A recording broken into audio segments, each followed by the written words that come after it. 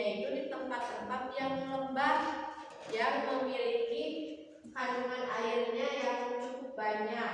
Ya. Jadi kalau misalkan cacing lama-kelamaan dibiarkan di tanah kekeringan yang tidak ada cairan-cairan atau lembab, itu bisa bertahan tidak kalau cacing? Tidak, karena yang bisa bertahan hidup kalau untuk hewan cacing supaya bisa tetap bernapas, yaitu menggunakan kulit yang ada di bagian tubuhnya, bagian luar.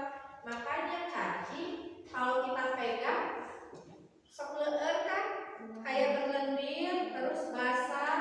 Nah itu tempatnya cacing supaya bisa terus bernapas, selalu terlihat basah dan berlendir. Nah itu pernapasan yang dimiliki oleh cacing. Dan udara-udara pun juga menyerapnya itu menggunakan kulitnya, kulit bagian yang ada di cacing, sehingga bisa terus menghasilkan udara untuk mengatur pernapasannya, ya. Jadi makanya cacing itu harus selalu hidup di tempat-tempat yang lembab. Kemudian yang kedua, ada alat dan sistem pernapasan pada serangga. Tahu serangga? Tahu. Ya, bisa kita katakan insekta. Insekta itu hampir sama dengan bisa dikatakan serangga. Tahu serangga bukan semutnya, beda. Serangga itu semacam kayak bentuk nyiruan atau lebah yang suka mengelilingi itu apa? Madu. Ada yang suka mengambil madu di sini, orang tua atau ibu kan ada gitunya yang mengambil madu dari pohon. Kalau misalkan madu itu kita ganggu, yang asalnya itu ditempati banyak lebah, itu bisa aja lebahnya kembali ke kita, kejar-kejar kita sambil gigit-gigit kita kan. Nah kalau misalkan kita ingin mengambil madu, kan pasti itu banyak hinggap di lebah. Nah kalau kita ingin mengambil madu yang ada di dalam pohon, kita harus menggunakan alat yang tertutup supaya diri kita terhindar dari gigitan serangga atau lebah. Karena kalau kita mengganggu tempat yang asalnya dihinggapi, bisa saja itu nanti menyerang kita lebahnya. Kayak yang pernah kalian lihat di sinetron kan? Seperti itu. Nah di sini alat dan sistem pernapasan itu alat pernapasan serangga itu berupa trakea, yaitu sistem tabung yang memiliki banyak percabangan di dalam tubuh. Jadi trakea itu yang ada di bagian dalam tubuhnya. Dari asupannya yang awalnya masuk dari mulut, itu masuk ke dalam tubuhnya, itu melalui trakea, ya. Trakea yang nantinya bisa mengatur sistem pernapasan hewan, yaitu yang dimiliki oleh serangga, ya. Terus ada lagi sel tubuh dan organ serta menyerap karbon dioksida dari sel tubuh untuk dibuang. Nah, ketika ada karbon dioksida, sel karbon dioksida yang masuk ke dalam tubuhnya, kemudian nanti kita bisa dibuang kembali melalui dari bagian badannya juga, kayak yang di ujung ini. Dia bisa mengeluarkan sel-sel yang masuk itu dari bagian ini, gambar ini bisa dikeluarkan kembali, bisa dibuang dari hasil sisa-sisa pernapasan yang kotornya itu yang menghasilkan karbon dioksida bisa kita keluarkan. Terus kemudian sel-sel tubuh mengambil oksigen langsung dari pembuluh udara kecil. Karbon dioksida dari sel akan mengalir ke trakeola, lalu dibuang melalui lubang spiratol. Nah, tahu spiratol? Nah, spiratol itu yang terdapat lubang-lubang yang ada di dalam ini. Nah, ini kan di dalam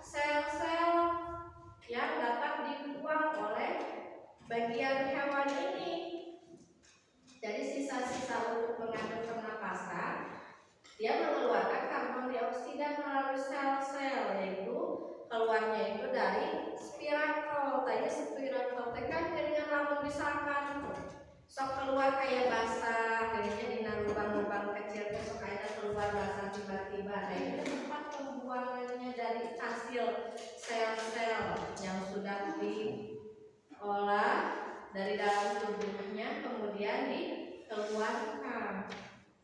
Kalau kita mau manusia habis makan dikeluarkan dari mana? Habis makan kita kalau manusia, ini kan hewan ya, beda halnya dengan manusia.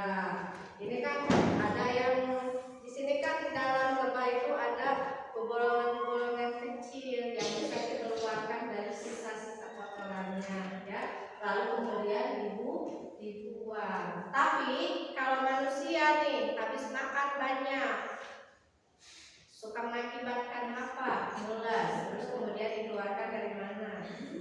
Beda sama hewan. Coba kalau manusia dikeluarkan dari mana? Dari pantat. Mengeluarkan apa? Sisa kotoran makanan. Nah ini juga sama. Hewan juga seperti itu.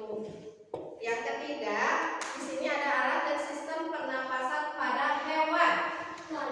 Atau kita bisa menyebutkan fish chest. Nah, kalau dalam soal nanti muncul ada kata-kata fish chest. Ini artinya apa fish chest? Kalian harus sudah tahu, oh fish chest itu adalah bagian dari ikan juga atau nama dari ikan. Terus nanti ada apes. Apes itu apa, Bu? Nah, tadi kan sudah Ibu jelaskan apes itu adalah apa? Apes itu apa? Nah, terus ada permes. Permes itu ada cacing tanah, ada insekta. Insekta itu apa? Serangga. Nah, kalau misalkan sistem pernapasan yang dibutuhkan oleh ikan melalui apa?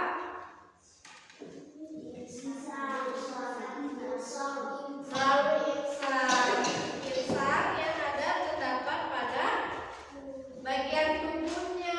Nah ini insang yang dimiliki oleh ikan sehingga bisa tetap terus bernapas. Melalui apa? Bagian-bagian dari dalam ikan. Ini yang dekat kepalanya itu nih, yang merah-merah ini, yang bisa terus bertahan untuk bernapas. Terus aliran darahnya itu maksudnya melalui apa aliran darahnya? Darahnya mengalir melalui apa? Nah, aliran darahnya itu bisa masuk ke sini, ke pembuluh darah. Ada kan di dalam tubuh nanti kayak cucuk ya, dinaikkan kayak cucuk. Terus di tengah-tengahnya kayak semacam panjang kan di dalam tubuhnya ada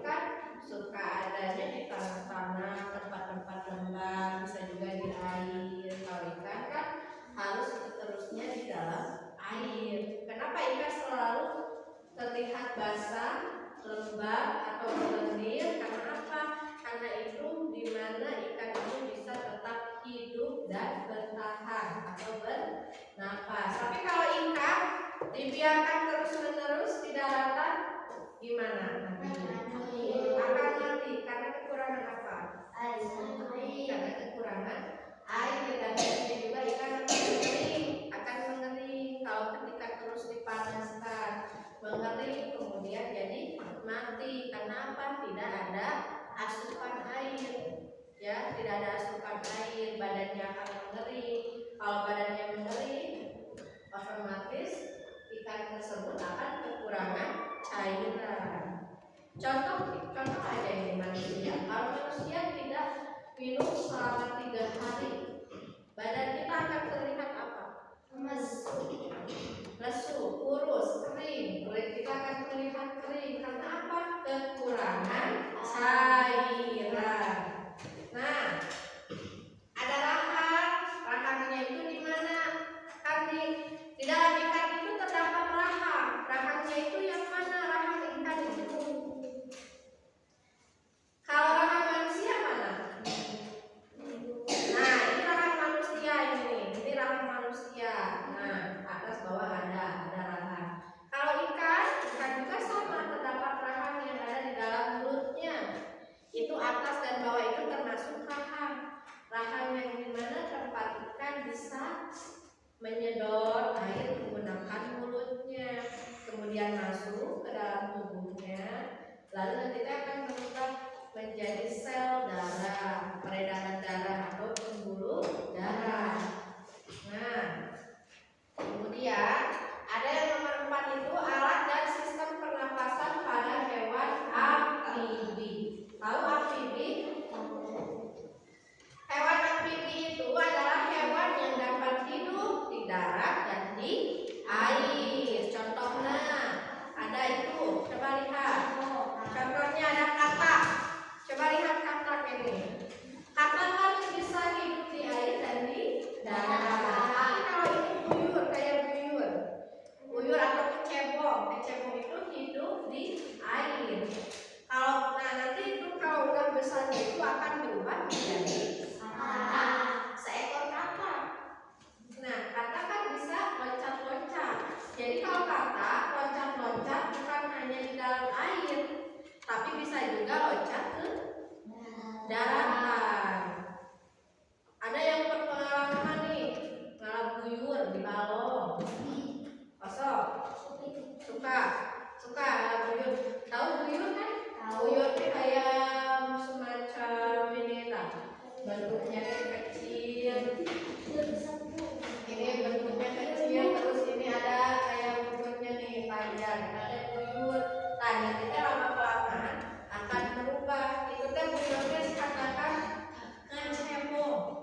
kecebong itu artinya kalau dalam bahasa Sunda mah buyurnya anu sok biasa dilakukan ku anak-anak familia teh anyang bari ngalap buyur. Tah eta teh buyurnya nanti kalau lama-kelamaan dia itu akan berubah menjadi seekor katak. Kalau dalam bahasa Indonesia mah bangkok. Tahu bangkok? Tahu. Ya, kalau dalam bahasa Indonesia itu kataknya yang bisa melompat-lompat. Dia bisa hidup di darat dan di air. Pernapasannya itu menggunakan apa? Kalau katak punya paru-paru? Ada. Katak itu memiliki paru-paru. Jadi udara yang bisa masuk ke dalam mulutnya itu akan masuk ke dalam paru-paru untuk mengatur pernapasannya. Terus bagian-bagian kulitnya suka ada yang kayak cucuk-cucuk gitu. Nah, itu kan tempat di mana dia itu bisa bertahan hidup untuk mengatur pernapasannya, bisa menghirup udaranya, bisa menggunakan kulitnya, ataupun juga bisa melakukan mengambil oksigen udaranya itu dari mulutnya masuk ke dalam paru-paru. Begitupun juga buyur juga sama. Dari kulitnya itu kan suka terlihat basah, berlendir. Nah, itu tempat di mana kecebong itu supaya bisa bertahan hidup dan bisa tumbuh sehingga nantinya menjadi katak. Makanya buyur itu hanya bisa hidupnya di dalam air karena untuk mengatur pertumbuhannya dan pernapasannya juga sehingga nantinya bisa menumbuhkan jadi seekor katak. Ya. Ada lagi yang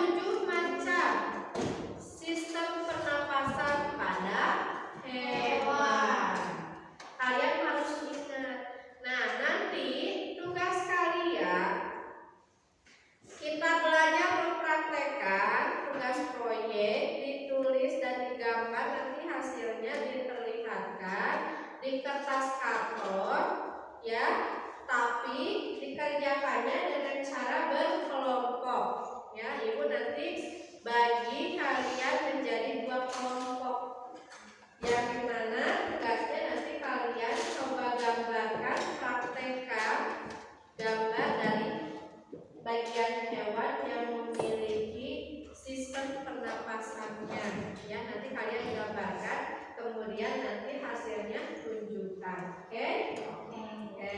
Sudah paham?